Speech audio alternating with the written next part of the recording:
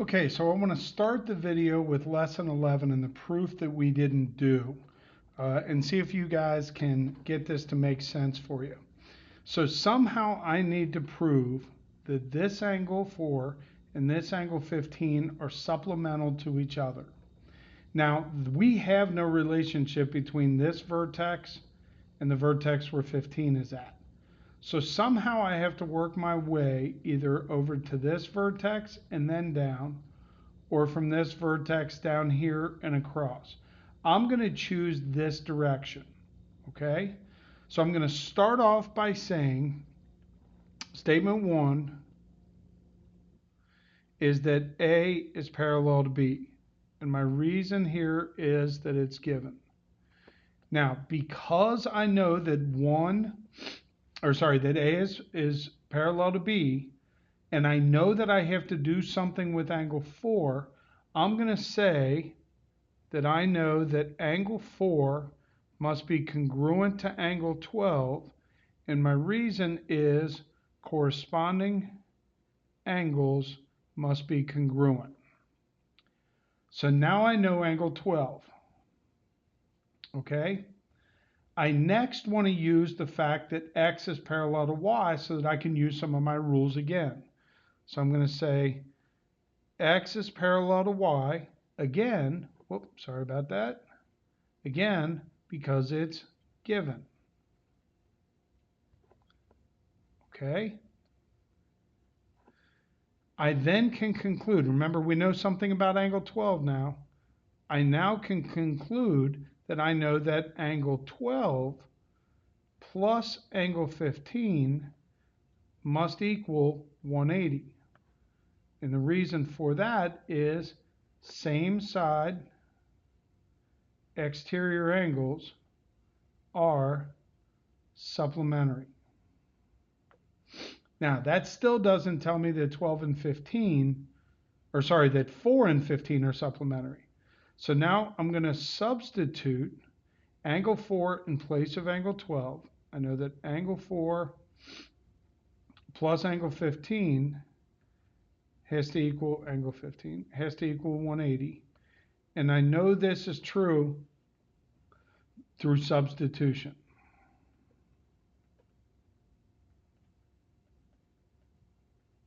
Okay? So I'm going to make one more statement just so it matches up with what they asked us to prove. And I'm going to write angle 4 is supplemental to angle 15. And the reason why I know that is from the line right above.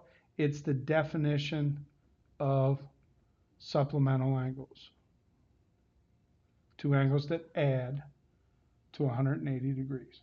Okay, so our focus for this video, though, is on lesson 12. So let's go there now. Lesson 12 is going to take the exact same ideas that we've been talking about, except now what we're going to do is use this in proving lines are parallel. So to prove lines are parallel, we use what's called the converse of the parallel line theorems or postulates.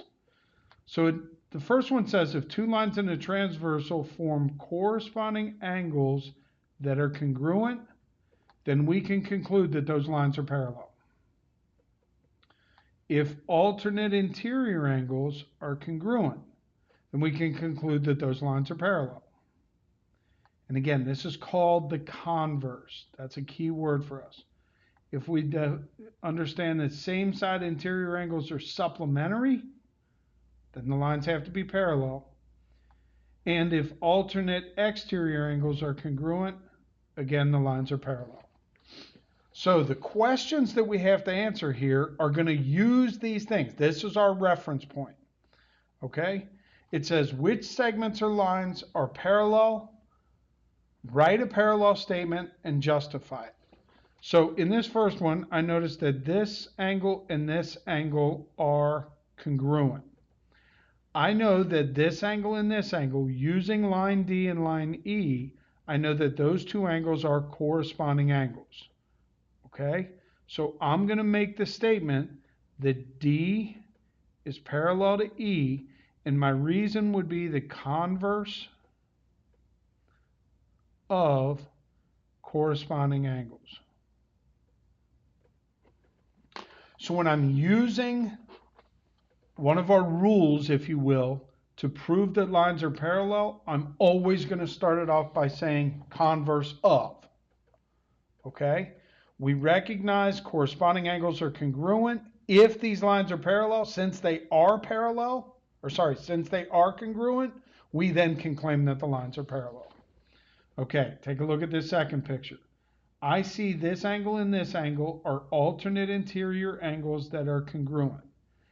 Therefore, I can conclude that line AB must be parallel to line DC, and my reason would be the converse of alternate interior angles. Okay? All right, what in this next picture? What two lines are parallel? Well, it's kind of obvious. I'm thinking it's segment AC and segment BD. How I know they are is because this right angle and this right angle are in the exact same two locations for vertex C and vertex D. So I'm going to make the statement that AC, segment AC, is parallel to segment BD, and I know this by the converse of what? Well, where are they? They're corresponding. So again, the theorem reads this way. If a pair of corresponding angles are congruent, then the lines that contain those angles must be parallel. Okay? Let's try one more here. So we got four lines that all appear to be parallel to each other, but we only know two of them. I'm going to go ahead and claim that line B is parallel to line E, but now I have to defend it. I know to make a parallel statement, I'm going to use the converse of. All right? Where is that angle in relation to each of those lines? So I'm kind of ignoring line C, ignoring line F. I know that they're both in the exact same position, so that means corresponding angles. Converse of corresponding angles. Okay? What they're doing here now is they're saying, okay, in order for line R and line S to be parallel, what value of X makes them parallel? And then find the angle that contains the variable. Okay, so when I first look at this first problem here, I recognize 42 and 2x plus 6 are alternate exterior. So by the converse, I'm going to abbreviate, converse of alternate exterior, I know this is true. I know that 2x plus 6 must equal 42. I subtract 6. I divide by 2. And I get x is 18. If I substitute 18 in to 2 times 18 plus 6, I find the missing angle. Hopefully this is making sense. 36 plus 6 is 42. That's what it should have been because we said alternate exterior angles must be congruent. Okay? This next picture, it's called the converse because I'm trying to figure out what makes the lines parallel. Whoop, not C-O-R-R, C-O-N-V, converse of what? All right, so let's look. 98 and the angle right in there. That gives me same side interiors. So the converse of same side interior. Okay, what does that tell me? That tells me that 98 plus 3x minus 17 has to add up to 180. So I'm going to write the equation 3x plus 81 equals 180. I subtract, use my algebra now. I get 3x is equal to 99, or x is equal to 33. They also want me to find that missing angle, so I'm going to write 3 times 33, which is 99, minus 17, which would give me 82 degrees. And that's the angle. Okay, here's another one right here. Now, they're trying to mess you up with this vertical line right here. Really, it's unnecessary, okay? What I need to look at is 5x minus 5 and 140 and their relationship on this transversal to lines R and S. All right? I'm going to say R is parallel to S by the converse of, this would be same side exterior. That's on the exterior, that's on the exterior. They're both on the same side of the transversal. That tells me that if I add them together, remember same side means supplementary. If I add them together, they should add up to 180. So I'm going to write 5x plus 135 is equal to 180. Perform some algebra here, so I get 5x is equal to 45. Divide to solve, I get x is equal to 9. They then want me to find what is 5 times 9 minus 5, and that would be 40 degrees. Okay? The last thing we're going to talk about today is something that is known as flow proofs. Now, remember, our focus in our class is always going to be on two-column proofs. I think they show the most logical progression of your thinking. All right, two-column proofs. Paragraph proofs are also something we've talked about. A flow proof is just one other way that they're going to show it. You will see these on Math Excel. Now, every one of these statements here, if you notice these arrows, it tells you what they lead to. Okay? All right, so we're trying to prove, given that angle 4 is congruent to angle 6, prove that this line L and this line M are parallel to each other. That's our objective. All right. They tell us angle 4 is congruent to 6. I know that because it's given. So sometimes the reason is written above it or below it. I'm going to write it below it for this problem. Now, how do I know that angle 2 is congruent to angle 4? I look over at the picture because there's nothing in the given. I know that angle 2 must be congruent to angle 4 because vertical angles are congruent.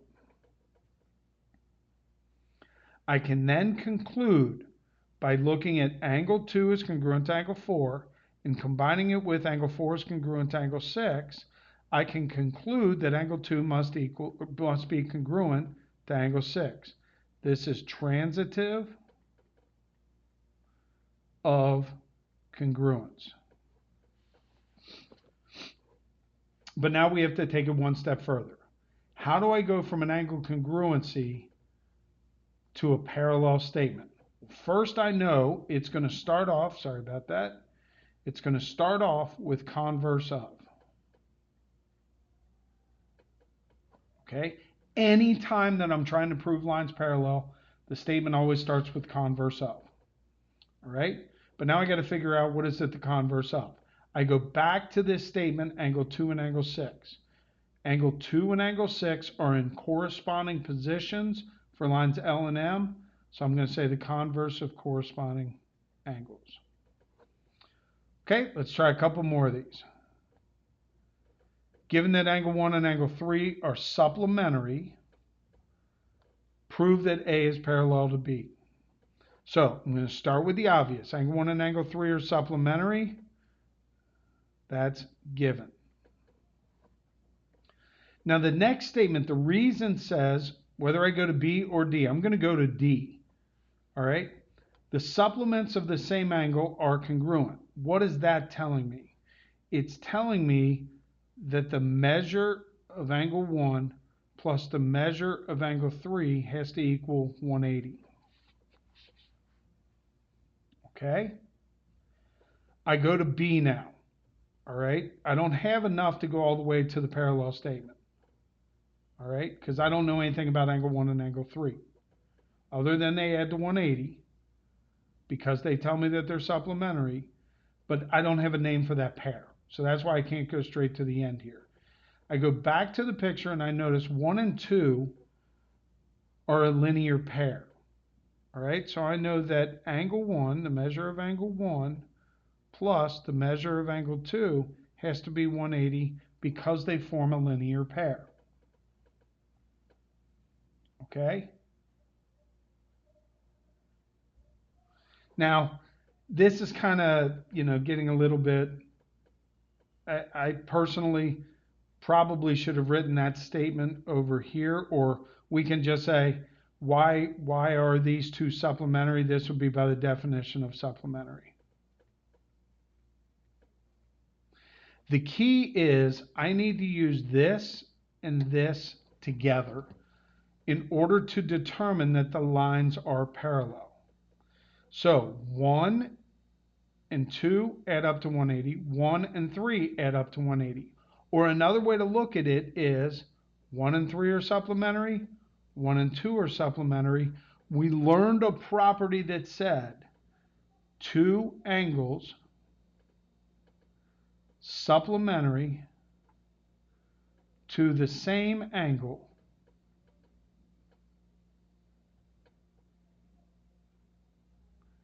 must be congruent. Or no. Forget what I just said, guys. Let's go back and do this. I'm making this way harder. All right. Do you know that angle 2, by combining those two statements, do you know that angle 2 plus that angle 2 and angle 3 have to be congruent? Yes. This would be the converse of corresponding angles. The other route that I was doing, guys, was going to be a much more involved proof, and we don't need to do all that extra work. The flow proof tells us what we actually need. Okay? All right, let's try one more. Angle 1 and angle 2 are supplementary. X is parallel to Y. Okay, we need to fill in this statement. So if X is parallel to Y, we know that angle 2 and angle 3 are same side interior. That's what they're calling for here. So I know that angle 2 and angle 3 are supplementary. Okay? If angle 2 and angle 3 are supplementary, and angle 1 and angle 2 are supplementary, we can conclude that angle 1 must be congruent to angle 3. This would be because two angles, this is what I was saying before, are supplementary to the same angle. Now, down here they pull out this statement that angle 3 is congruent to angle 4. Where'd that come from? It's not in the given. Okay? Oh, I forgot. I guess I should have written this given in here. It's not in the given. 3 and 4 are congruent. But I know the vertical angles are congruent.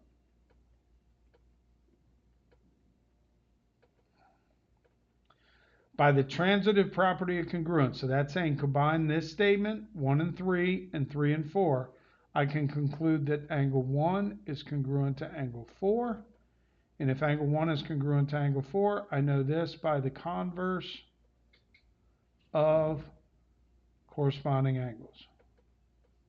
Did I write that on the last one? Converse of? Yeah. Okay, converse of corresponding angles. I know these flow proofs might be a little bit confusing, guys. Don't stress too much about them. See if you can find the logic in it. It's another way to write a 2-column proof. Hopefully this helps. Good luck, and please complete the assignment.